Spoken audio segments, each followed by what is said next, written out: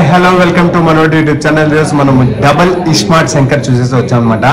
చాలా పెద్ద ఎక్స్పెక్టేషన్స్ అయితే ఉన్నాయి, ఎందుకంటే పూరి జగన్నాథ్ మార్క్ ఒకటి, మన రామ్ పోతినేని ఎనర్జెటిక్ పర్ఫార్మెన్స్ ఒకటి, ఇంకా సంజయ్ దత్ గారు విలన్ గా చూపించడం ఒకటి, ఇవన్నీ చూస్తే మాత్రం ఒక చాలా పెద్ద సినిమా ఎక్స్పెక్టేషన్ అయితే ఉండింది. కానీ సినిమా చూసి వచ్చినాక చెప్పుకోవాలంటే కొద్ది నిరాశగానే చెప్పుకోవాల్సి వస్తుంది అనమాట.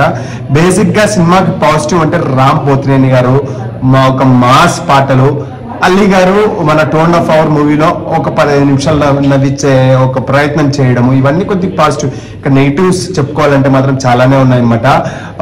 నాకు మెయిన్ గా హీరోయిన్ గారు పెద్ద నెగిటివ్ అనిపించారు. అండ్ పూరి జగన్నాథ్ గారు ఒక డైరెక్షన్ లెవెల్స్ అంత బాగా చూపించలేదేమో ఈ సినిమాలో అయితే అనిపిస్తుంది అనమాట. ఎందుకంటే నాకు హైదరాబాద్ లో తీసారా గోవాలో తీసారా సినిమా అన్నట్టు అనిపిస్తుంది. ఎందుకంటే హైదరాబాద్ లో క్యాసినో ఎక్కడ ఉందో మనకు తెలియదు, మన క్యాసినో చూపిస్తారు, మన తర్వాత హైదరాబాద్ లో చూపిస్తారు. ఎందుకంటే మనకి ఫస్ట్ పార్ట్ లో చాలా బాగా చూపించారు అనమాట. అంటే ఒక కనెక్టివిటీ, గోవా కనెక్టివిటీ ఎలా ఉంటుంది, హైదరాబాద్ కనెక్టివిటీ ఎలా ఉంటుంది, మన ఇస్మార్ట్ శంకర్ ఒక దిమాగ్ లైక్ ఎలా పెట్టబోతారు, అవన్నీ బాగా చూపించారు. సెకండ్ హాఫ్ లో కూడా చాలా బాగా చూపించారు. అయితే ఓకే, డబల్ ఇస్మార్ట్ అంటే డబల్ బ్రెయిన్ ఎలా యాక్టివేట్ అవుతుంది మనకి ఇంటర్వ్యూ సీన్ వరకు ఒక ప్రయత్నం చేశారనమాట.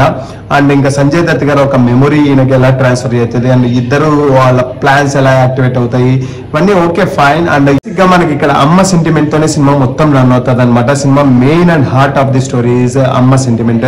ఎందుకంటే మనకి ఫస్ట్ లోనే చూపిస్తారనమాట, ఆ అమ్మని వాళ్ళ రామ్ పోతినేని గారు ఒక డబల్ ఇస్మార్ట్ శంకర్ గారి వాళ్ళ అమ్మని చంపిన దానికి అదొక ప్లాన్ అనమాట. లాస్ట్ లో ఒక ట్విస్ట్ అయితే బాగా అనిపించింది. ఇంకా బేసిక్ గా మూవీ గురించి చెప్పుకోవాలంటే మాత్రం పాజిటివ్స్ నెగిటివ్స్ చెప్పుకోవాలంటే మాత్రం కొద్దిగా నెగిటివ్స్ ఎక్కువ ఉన్నాయేమో అనిపించింది మూవీలో.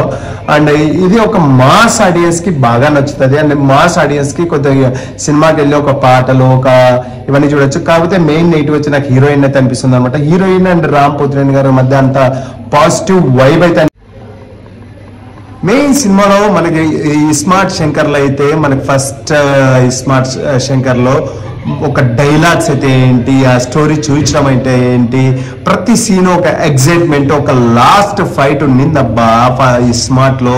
ఒక ట్రాన్స్ లోకి వెళ్ళిపోతారు అనమాట ఆడియన్స్, అంతా మంచిగా ఉండింది. ఈ డబల్ స్మార్ట్ లో మనకి ఆ ట్రాన్స్ లోకి ఎలా ఒక దొబ్బినట్టు అయితే అనిపిస్తుంది అనమాట. అలా ఉందనమాట. కాకపోతే ఒక లాస్ట్ లో విలన్ చంపే చాలా ఈజీగా చంపేస్తారు అనమాట మన డబల్ ఇస్మార్ట్ శంకర్ గారు. అంటే మనం సినిమా ఫస్ట్ నుంచి చూసింది ఒకటైతే లాస్ట్ 5 నిమిషాల్లో మనకి మొత్తం ఫట్ చేస్తారు.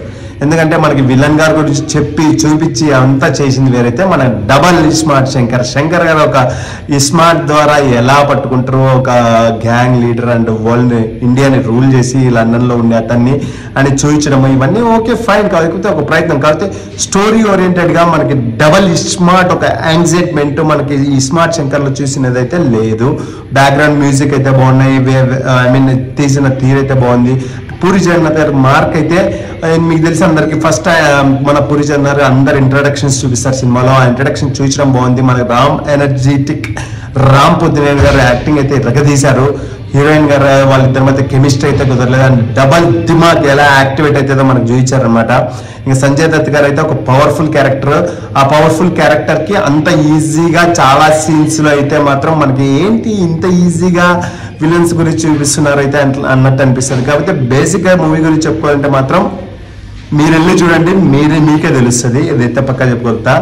And double smart brain activated, double brains activate అనేది మనకి ఒక మీనింగ్ఫుల్ లాస్ట్ లో అయితే మీనింగ్ అయితే వచ్చింది. కానీ సినిమా అయితే ఆకట్టుకుంటుందో లేదో మనం అందరూ వేచి చూసాం.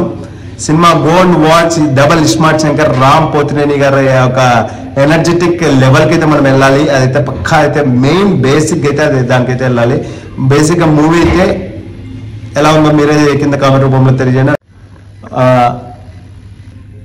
డబల్ స్మార్ట్ డబల్ దిమాగ్ మనకి డబల్ గా అనిపిస్తాయి అనమాట.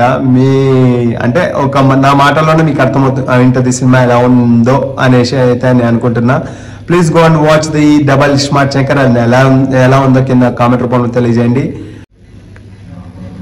ప్లీజ్ వాచ్ అవర్ ఛానల్, మన ఛానల్ మనోడు YouTube channel. Please subscribe and comment మీ అభిప్రాయాన్ని కామెంట్ రూపంలో తెలియజేయండి. And thank you all.